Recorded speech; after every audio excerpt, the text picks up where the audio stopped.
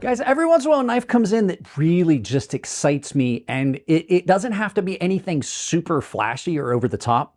I have the AM8 / Miguron knives Pagos 2 that Jared sent me, and this thing is absolutely insanely good. So I'm really excited about this. And before you comment that I look like crap, I do know because I have chronic insomnia, and it's currently 3:15 a.m. as I'm filming this because I couldn't sleep. So let's turn this around and do a sleep-deprived review. All right, guys. Now, this knife has been here for a while. I told you in the intro, this is one of the better knives I've had come in a long time. And it's not surprising because it's from Miguron. This is the Pagos 2, which is an incredibly good knife that I absolutely want to pick one up. So we're going to do some boring stuff. We'll get some specs. We'll get some size comparison out of the way, and then we'll talk about this knife, good points and bad points. But first, I would like to remind everyone, this is my sponsorship spot. I am my own sponsor. I have got a lot of affiliate links down below that support the channel directly, including an Amazon store. So if you could go follow those, check them out for any purchases you're going to make, I'd appreciate it. That's it. That's all I got. So yeah, this thing is not surprisingly good knife, I shouldn't say, but really impressed with it. Let's go ahead and get some specs out of the way. So you're looking at an M390 and titanium straight back blade on this that is incredibly thin behind the edge. This one is the milled titanium version, and man, we'll talk about that in a minute, but their milling is great. They have it listed as a hand-rubbed satin, so I would, I'm not going to say that I disbelieve them. It looks like a hand-rubbed satin. Thumb stud operator and front flipper, and you are looking at an overall length of 8.12 inches with a blade length of 3.5 inches and an overall weight of 113 grams. So I'll put whatever it is in freedom units here in ounces. But yeah, great knife. Let's go ahead and we'll get some size comparisons out of the way. Your first knife for size comparison is going to be Spyderco PM2, almost 1-for-1. And this is a pretty well-known knife. And those of you who are new to the channel, I do this so you have a visual representation, because I can tell you the length all day, but if you don't see it next to something that you recognize, you might not know exactly what we're going on here. Your next knife for size comparison is the Benchmade 940, probably one of the best known knives in the knife industry. And you can see here, just a little bit bigger than the 940 when it comes to length. And the final knife, as always for size comparison, is the legendary, often copied but never duplicated Chris Reeves Sebenza Large 21, probably the gold standard when it comes to folding knives in the knife industry. And as you can see, pretty much a good size comparison here. They're really similar in size. Let's get this out of the way and talk about how good this knife is. All right, so like I said, this is the M390 M titanium version. There is a carbon fiber version of this available as well. It has a carbon fiber inlay. This thing is absolutely amazing. M390 is a really good steel for a knife like this. It's going to hold up really well. It allows you to have a very thin behind the edge profile, but still an exceptionally strong blade. You can see I did use a lot. There are a lot of scratch marks on this. This blade is as close to a scalpel as you're going to get in real life. It is nicely done behind the edge. You've got a lot of flat on this, and then this upswept blade here that gives you just a point of belly, but does not get you tipping away. I will say that there's a negative on that later coming. As far as cutting, it just screams through material. This is one of those knives that I think even if you took the edge off of it, it would still cut well, because the blade geometry on this is what really is doing the cutting, which means that like even the edge is just like the cherry on top. It just cuts so well. In hand, this thing is superbly comfortable. You've got beautiful contouring on this. Nice big area for your finger. If you want to get up on it, it's not a full choil, but you can get up in this and cut on it. In hand, it just melts. There are zero real hot spots to speak of on this, and you're looking at some super good, I mean, really good action on this. Typically not a fan of front flippers. They did a really good job with this. The big problem I have with front flippers a lot is that this part of the knife gets in the way. Even if you go slow with that, you've got enough of it sticking out. And the nice thing about a front flipper is you don't have anything sticking out. It just completely disappears. The milling on this, the milling that they do on Miguron knives and AM8 knives is just insanely good. Look at how clean all of that is. The micro milling on this, no real lines to speak of, and then the finish on it is great. They've done such a good job of contouring this in where you still have that hard transition, so you get that striking look, but it does not feel sharp. And the milling on it is just enough to give you some tactility and feel on that gives you grip, but it's not aggressive at all. Access to the lock bar. Access to the lock bar is, I mean, it's great. Look at that. You just have just about the perfect amount of access to the lock bar.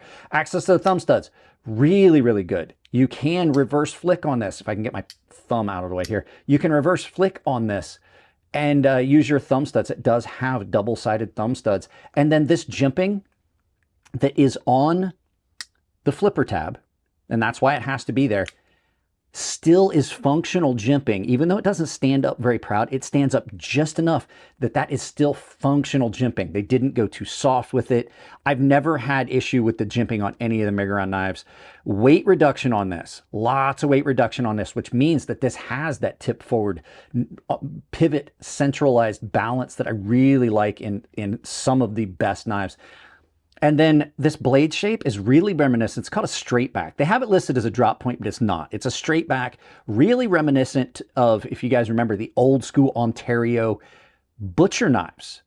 And it really has that same feel when you're cutting. So you have all that flat and then it rolls in and it just cuts so incredibly well. And then, like I said, just almost no hot spots at all in hand. It just sits in the hand. It addresses the cut nicely.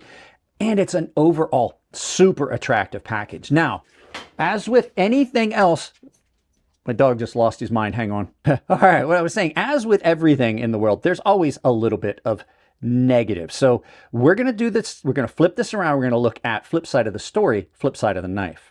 So really very few negative things to say about it. There is one that's kind of a sticking point for me, but having been a knife maker, I know I can take care of it if I get one of these, which I'm planning on picking one of these up. So that should tell you what kind of rating it's going to get.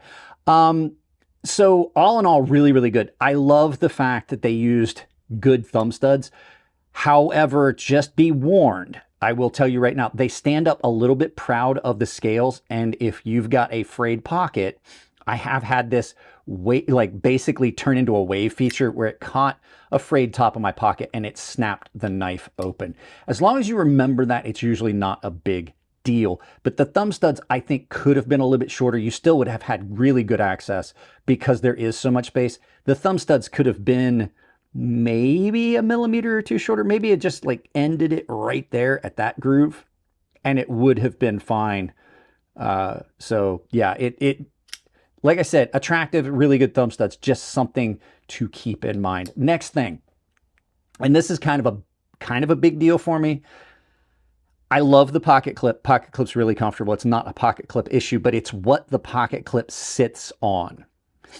And I've talked about this before. We'll zoom in a little bit and you can see right there how that pocket clip sits right on that. I think that this needed to be one solid area of material removal. I think that taking off the top of this, or at least knocking off the edges of those hard edges, would have resolved this. It's kind of hard to get in and out of pocket. It really is hard to get in and out of pocket.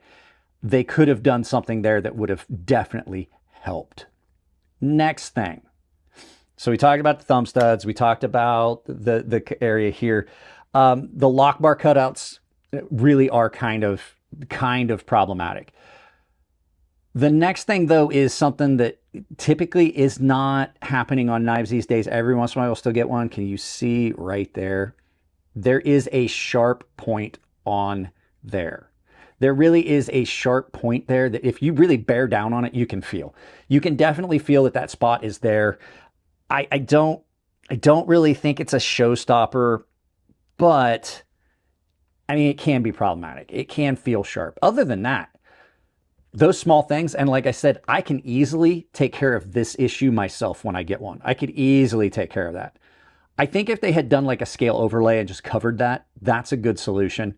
But other than that, man, this is a real winner of a knife. So is it a yup or a nah? It's, oh, one other thing I forgot to say. That's why this was sitting out. I'm sorry. As much as I don't like the look of a pocket clip, or I'm sorry, a lanyard hole, I also do appreciate that people have the need for a lanyard on some knives. I think that had they put a pin in here or maybe milled out a spot to put this, you know, mill out a spot inside the backspacer and then just put a pin in for you to wrap one around, or a piece of hardware like this, which is for a lanyard, so you could just put it in. I think that would have mitigated it. Now, is it a yup or not? It's a yup all day, twice on Sunday. Absolutely love this. I will be picking one of these up. So guys, that's it on this one. Let's turn this around, do some final thoughts, and send you out about your day. For me, the rest of the night. All right, guys, like I said in the body of the video, Miguron always just seems to nail it with their machining and everything. They are one of those companies I really think gets overlooked. I think I said that in the body of the video. It's now like 8 a.m. and I'm finally getting around to doing the outro.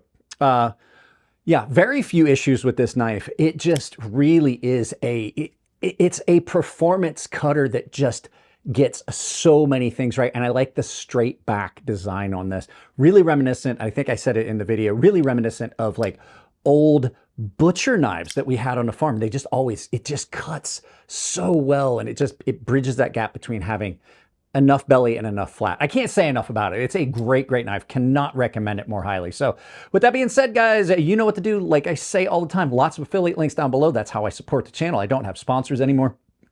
I have links to almost all of the major knife vendors, including Blade HQ, Knives Ship Free, GP Knives, and stuff like that down below. I also have a couple of links. I have an Amazon store. Take that link, pin it to your browser, use it for all your Amazon shopping. I also have a couple of links that have discounts built in. Coffee Brand Coffee, Tempered Trail, great small businesses owned by great people. Check them out. You will not be disappointed. I also, speaking of discounts, have a coupon code of Crazy Sharp that will work at Fair & Forge Knife Works, KATSU Knives, and Rose Craft Blades. I have got a membership down below if you want to support the channel. That way you can get in on exclusive content, early access to videos, and I'm going to start doing some giveaways for the premium tier guys. Again, I have a public Discord. It says join the community that's down there below. It's a great way to get a hold of me. If you've got a knife you want to get put on the channel, you need to hit me in the DM function there. It's a really good way to get a hold of me if you got questions about anything you saw on the channel. Guys, that's pretty much it on this one. Keep it clean in the comment section. It makes it easier to moderate and keeps the channel off of YouTube's naughty channel radar. If it's your birthday, happy birthday, and I will see you in the next video.